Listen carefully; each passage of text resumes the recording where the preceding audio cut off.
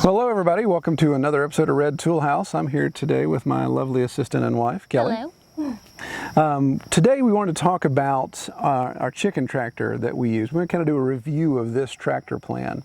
Now in our episode last week we talked about processing. We had our processing day, how we raised our Cornish Cross, and kind of did our 10-week study of getting the Cornish Cross from start to finish, and then the Red Ranger doing that test. You can hear obviously that we still have more Red Rangers in here, and we knew they were going to be underweight. They're going to be less weight than the Cornish Cross at the 10-week mark.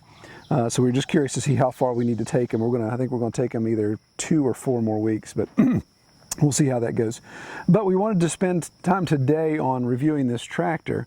So if you want to know about the processing and the weight analysis and all that type of thing, check out last week's video. What was your takeaway from processing day? What did you think about all that? Oh, I think it went great. We were pleasantly surprised. Went quicker than it did in the past. It did, yeah. And the weights of the birds were very, very good. Yeah, and those bags are pretty cool, weren't they? Yeah.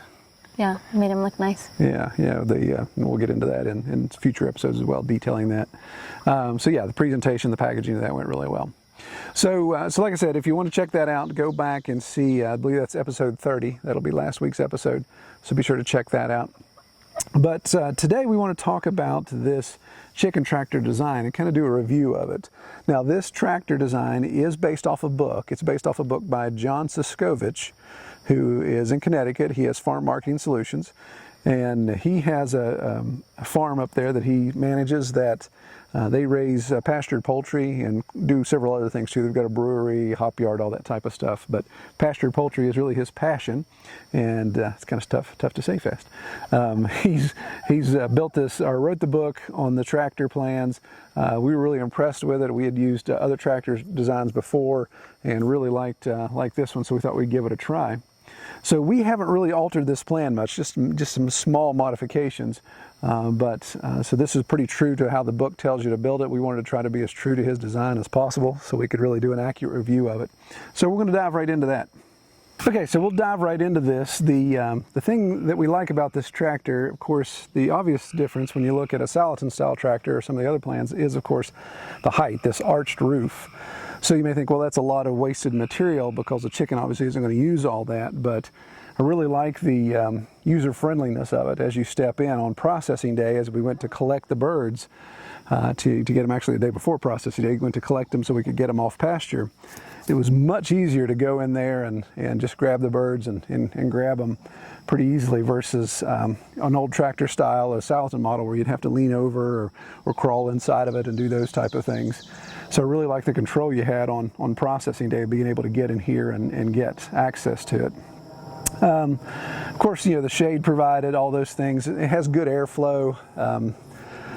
The older tractor styles, I don't know if anybody's obviously done a head-to-head comparison as far as airflow goes, but I really like the fact that the way this is built, it seems to be always good airflow, good breeze, that type of thing. So I think it's in hotter climates it could be more conducive to allowing the chickens to get access to more air.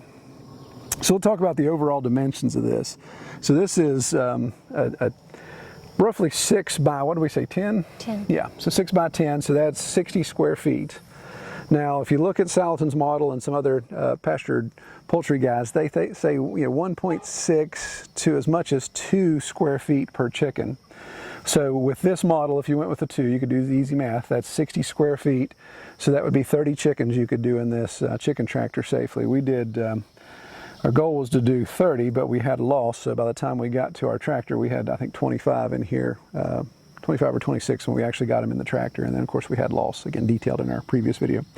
Plenty of room and plenty of space. Now, so let's talk about some of the details of the tractor, and we'll highlight those.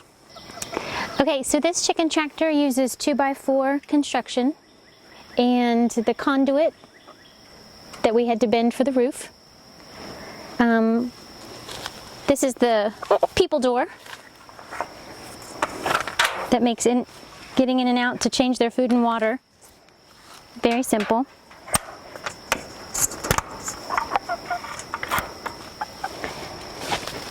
We've got the rope here for moving it each day, the tarp for their shelter, the wheels on the back, and those are just made to slip on and off, so we can park it and not worry about it being lifted too much off the ground.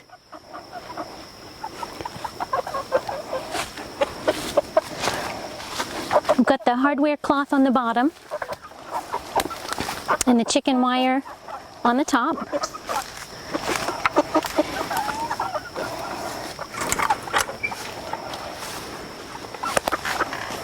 We've got the feeding trough hanging from the ceiling. And for now, we've got the waterer here hanging as well. So as you just saw, Kelly kind of went through the basic details of the tractor. So we're going to talk about the pros and cons of this. Again, I'm not going to focus on how to build this, because A, that's not what we're here to do. I'm going to review it. B, I don't want to take anything away from John, and I'd like to footnote this as well. Say, I know a lot of us homesteader guys and gals, we can look at this and say, okay, yeah, Troy did a walk around to that. I know how to build that now. I don't need to buy the book. Yeah, that's fine. You may know how to do that, but I'd really encourage you to buy his book. Support another farmer. Support a guy that's settle down. Support a guy that's taken the time to write this and produce this. It's only a $12 book, so I advise you to buy it. Support farmers. That's what this community is all about, is supporting one another. So, and we've really enjoyed his videos. Oh yeah. I mean, he's really. I mean, that dude is hardcore. He's in for farming. He's in for helping others out, and of course, he's trying to make a livelihood at it. So, I'd be more than happy to spend $12 to buy his book on this. So I would encourage everyone to do the same thing. But as Kelly detailed this, she went around and showed the basic elements of it. But I want to talk about the pros and cons of this. So, Kelly, what would you say compared to the old tractor? Would you say this is easier to move? I mean, what was your take on it? I thought it was easier to move. I mean, I was able to move it by myself. Obviously, we've talked about it's easier to access the inside. Yeah. I just really like it. It just feels like a lot more space, not so cramped. Yeah.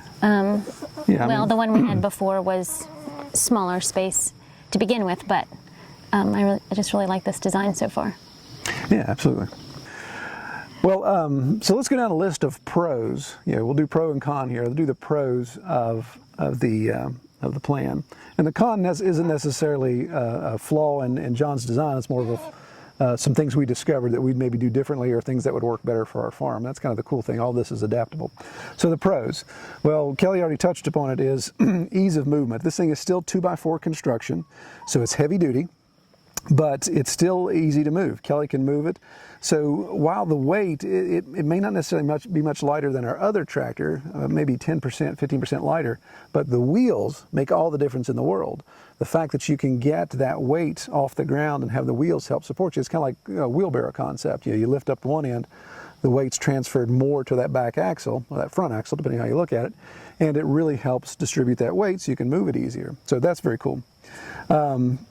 John's design shows you how to build it with using lap and half-lap joinery, which as a woodworker, I love that.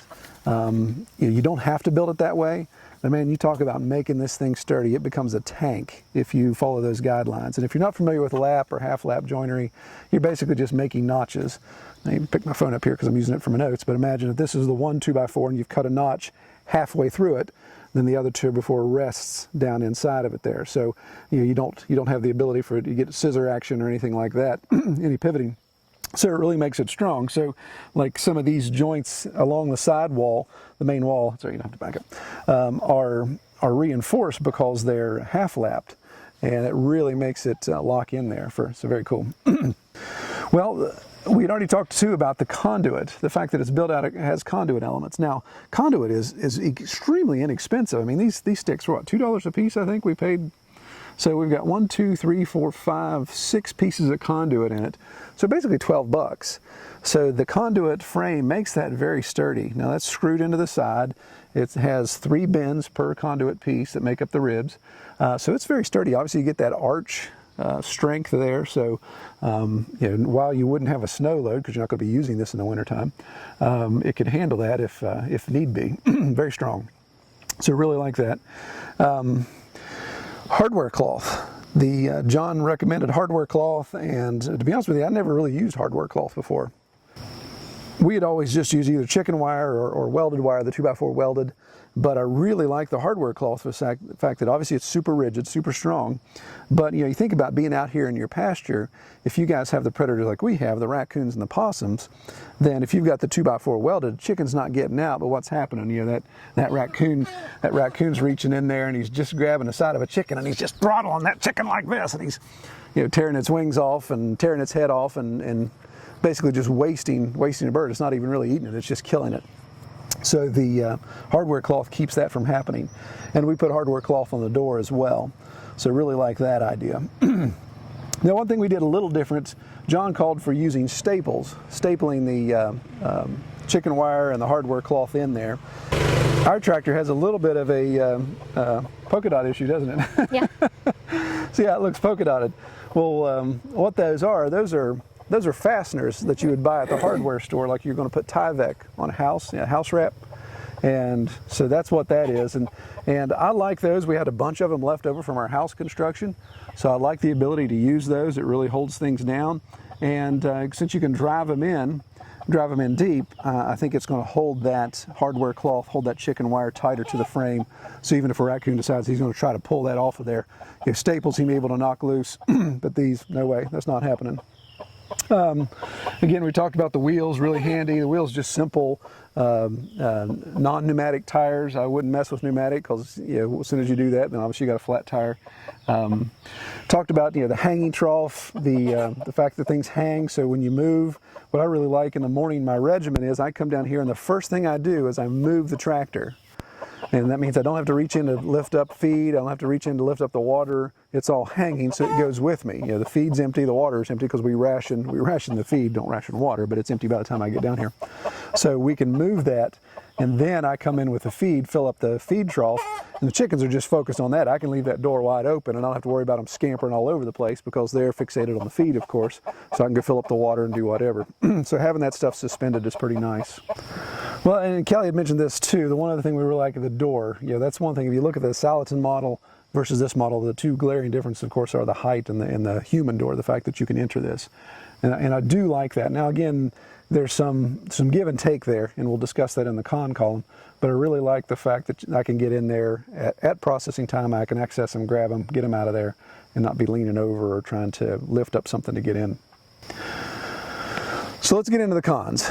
So the first con, of course, is the expense. Now, no matter what you build, you're going to have expense. Mm-hmm. So I believe, correct me if I'm wrong, do we have about $200 in this? I think a little bit more than $200 bucks. I think that's what it came up with. By the time you bought the treated lumber, the conduit, the tarp, the zip ties, everything, and I just bought everything. I had some of this stuff laying around. I mean, obviously, other than the little orange fasteners, that's the only thing that I recycled or repurposed from other stuff that I had, because I really wanted to get a good idea of what it would cost, for this review, for you guys to see, but also for myself. If I'm going to build 30 of these or 20 of these or whatever, I want to know, what's my total outlay of cash in my area. Obviously, lumber costs are different no matter where you go. Material costs are different, that type of thing. I did follow John's recommendation of using screws, used deck quality screws, a little bit higher cost in screws. But I bought the bigger boxes, so I've got some left over. So I'll probably get maybe two and a half more tractors out of the box of screws that I bought. So there's cost. Cost is cost, and it is what it is. So it's kind of not really fair to put that in a con, but think about if I got $200 in this, 200 to 220 bucks, and I'm going to do 10 of them, then bang, we're over $2,000 right there. So that's something when you look at profitability in this, if you get into production level, then that's something you're going to have to take into consideration. Well, the other con is actually converse of the pro that I mentioned is, the trough. And what's the thing that we've noticed with a trough that's kind of a drag? The birds get on the trough and spill the food. Yeah, that's the thing. Now again, that's kind of unique to the fact that we've got a heritage breed in here as well. Cornish Cross are not roosters. They are. That's funny. A Cornish Cross is not a bird that roosts. It is not a rooster. It is it just kind of hangs out on the ground. Whereas the Red Rangers, what do they want to do? Well, they want to roost. So I discovered that, they don't have any problems jumping up on that trough, and then, they sit there and swing on it, knock feed out, do all that stuff, or they're even standing on somebody else's head while they're in there eating the feed. So that became a bit of an issue. And a swinging trough is I'm in there trying to put feed into it, and of course they're knocking it all around, so it moves, I move, all those type of things. So, ideally, if I could lift that up, get it out of the way, or find a better way to bucket my feed into the trough, then maybe that wouldn't be that big a deal. However, I mean, they do a great job of cleaning it all up, so it's not like we're having too much waste. Well, yeah, and that's because of the rationing, and you're exactly right. It's vacuumed because we ration our feed. We've from our previous experience with Cornish Cross, if we gave them unlimited grain, then these chickens just blow up, exploding chickens.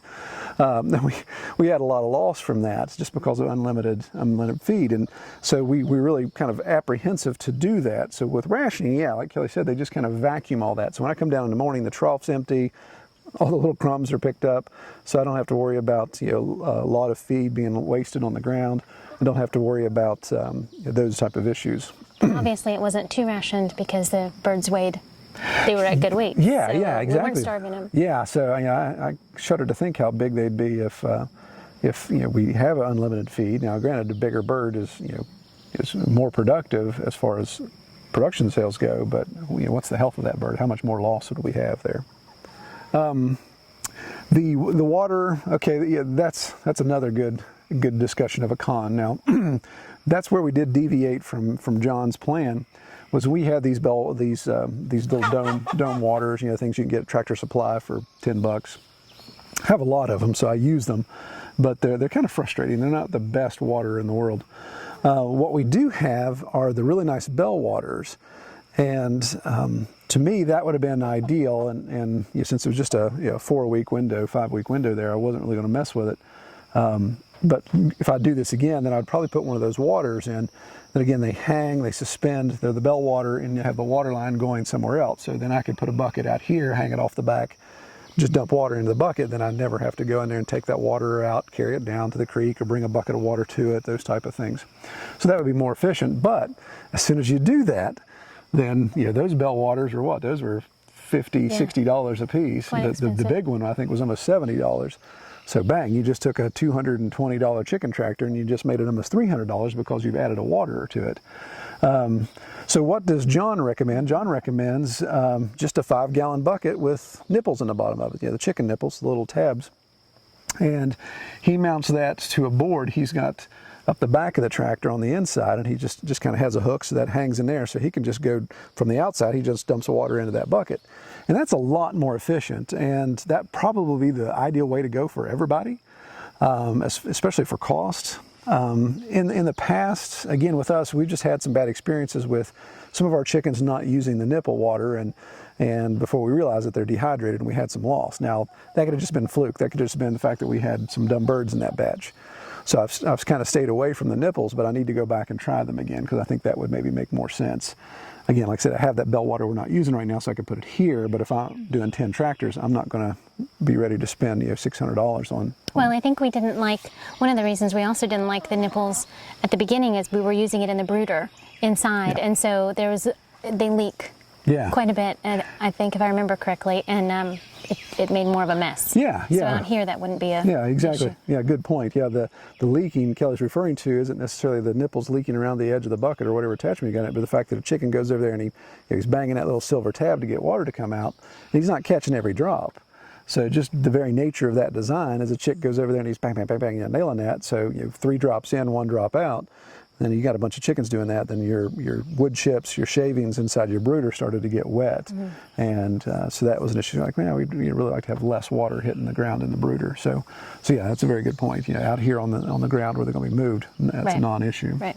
All right, so another con that we discovered is the fact that you need a conduit bending tool. Again, not a big deal, but again, just another cost there. That's a very specialized tool that on a typical farm, you're not going to be using that regularly. It's not like your shovel or your post hole digger or your axe or your chainsaw. It's a very specific tool. It's actually specific for the diameter of the conduit. And so I got one. Actually, I was going to go buy one, and my dad, as gracious as he is, he went and bought one. Said, I got a good deal on this one. Here, you can have it. So he's very gracious in that way a lot. So So that was a cost I was able to avoid, but you just have to factor that in. Now, obviously, if you have some place, I did look into renting them at one of the box stores. They don't rent conduit benders, so you'd have to go to a tool rental place, and maybe somebody would have one. Obviously, look around, see if you've got a buddy that's an electrician or would happen to be a tool nut, and he's got one of those laying around. Borrow that. That would make the most sense, because you literally are going to do. We've got four ribs and the one crossbar for the 5 total pieces of conduit. So you've got 4 pieces that need 3 bends in them. So you're going to make 12 bends per tractor.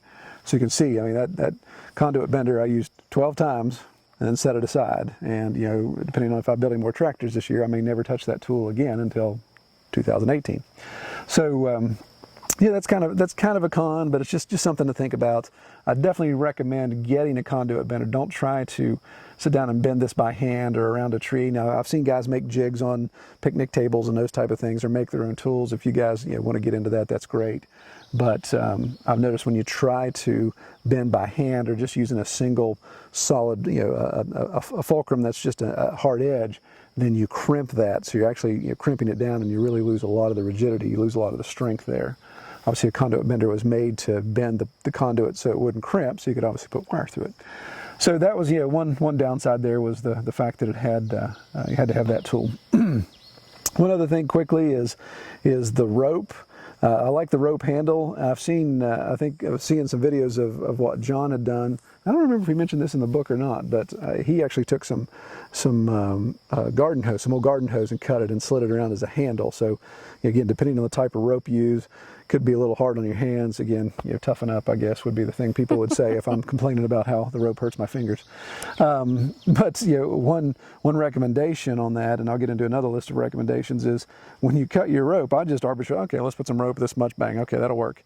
But I realized afterwards, you want the rope to be the right height. So when you go down, you bend down to pick it up, you don't want to be hunched over like this, nor do you want to be trying to, deadlift something. You want to be trying to be lifting it up here to get it off the ground. So you want a nice, even height so you can walk upright, but you don't want to pick the tractor so far up the ground that the chickens, go out running around. I've done that a couple times. Like, oh, I need to lower this down a little bit. So measuring that rope appropriately, whoever's going to be the primary mover, you want that to be about waist high, so your back is erect and you're not going to be giving yourself back problems. And one last con, we kind of talked about it already, with the trough in there, the heritage breeds want to roost on the trough. So if you're going to use this tractor for heritage breeds, then you may want to add some roosting bars. Now again, you've got the 2x4 frame construction, so I could easily go up here in the woods, cut off a 6.5 foot branch of something, and just stretch it across there. Maybe tack it down with one nail or whatever, so you have something to roost. And that'd be fine. That'd be only about 2 feet off the ground for a Freedom Ranger. He could jump up there, no problem. Cornish Cross, like I said, ain't happening. So that's something to think about. If you're going to have heritage breeds in there, then you're going to want to put a roosting bar so they can have a place to hang out at night. So some considerations. If you're going to build this tractor, what are some things that we've learned from it that we would maybe, that we could give you advice to say, don't do this because we did it, or after the fact we saw that, hey, I'd like to have done this differently. Well, the first consideration, of course, talked about the rope. Make sure your rope's the right length. Take the time to measure that. When you buy your wheels, I think John I don't know that he gets into specifying the specific wheel types, but again, this is just like a lawnmower wheel or something like that. It's just a non-bearing, non-pneumatic tire or wheel, so you don't have to deal with a flat tire, those type of things.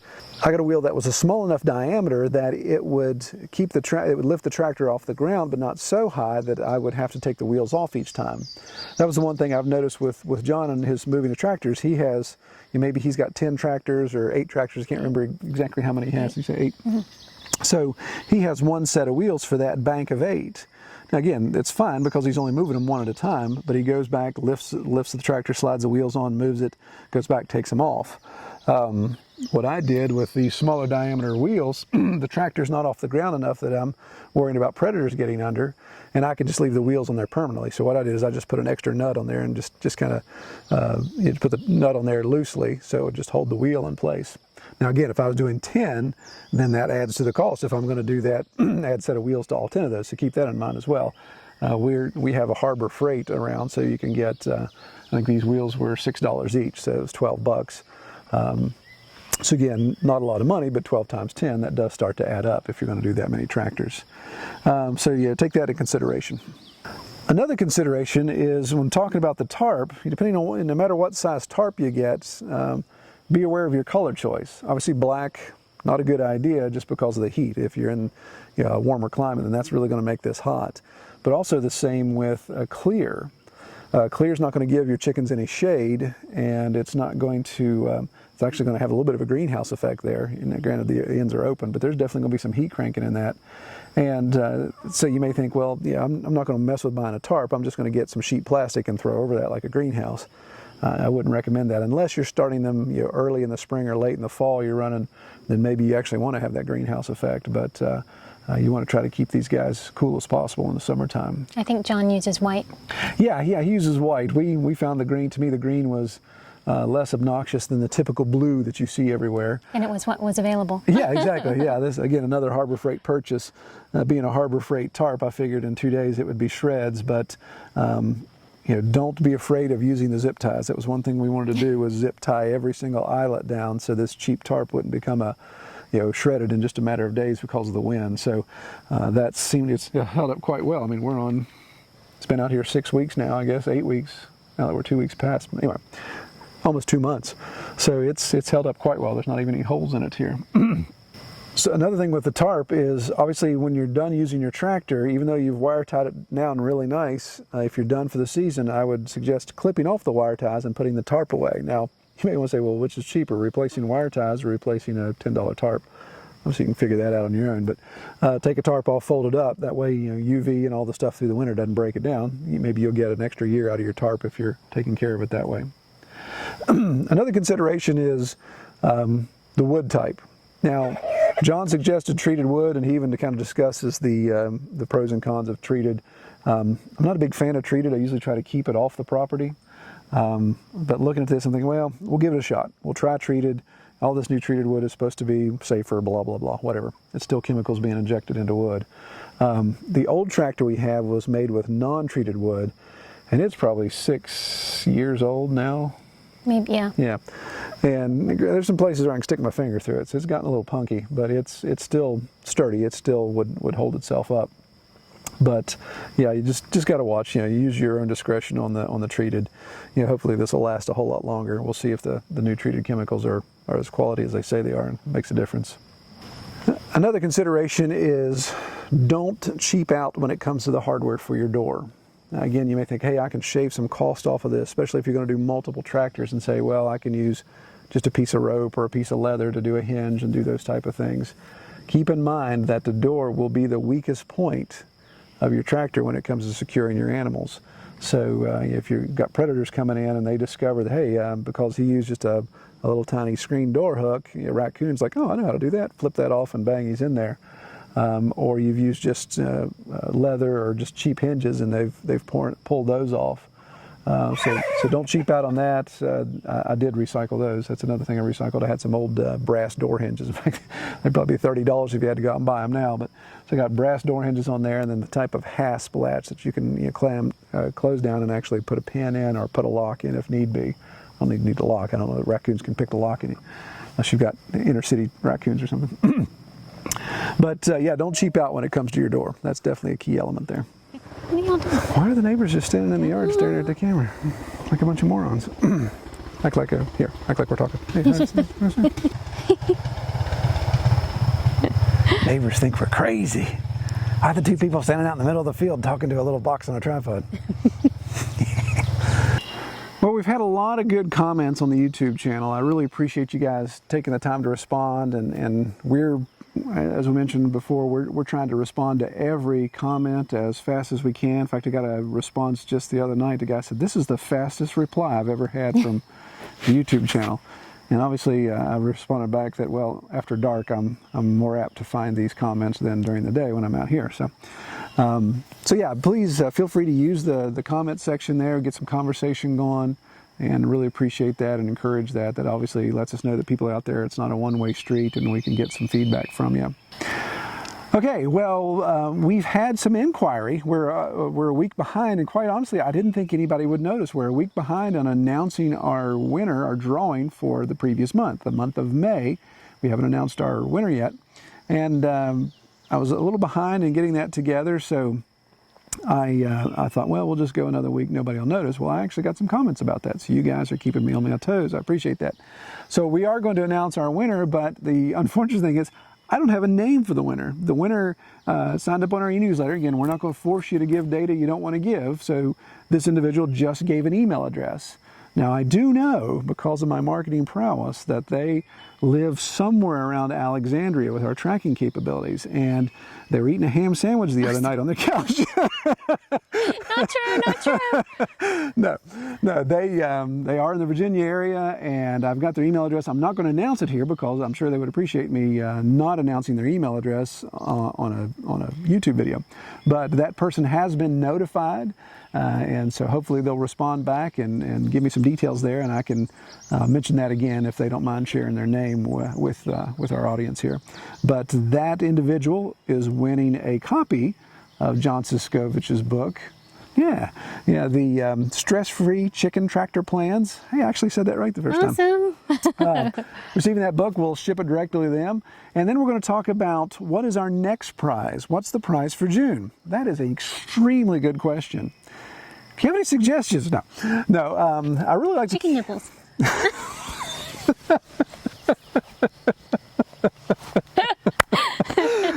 Oh. You know, that's something you don't hear your wife scream out very often. Every minute of this better be edited. Oh, we got to keep this. That's great.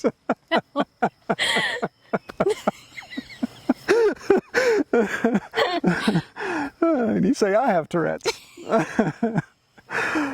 Okay, let's bring it back in. I think we're even stepping off screen. Come over here a little bit. Okay, good. So, so my wife has a great suggestion for June's prize. June's prize will be some chicken nipples. Kel, tell them where they can find us. Okay, you can find us at redtoolhouse.com. Sign up for our e-newsletter. Find us at facebook.com/redtoolhouse. Farm. Very good. And be sure to subscribe and give us a like if you would. You can never have too many nipples. Would you agree? That's what my piglets would say. You can never have too many nipples. All right. Well, we better just wrap it up before we get in trouble. Take care, everybody.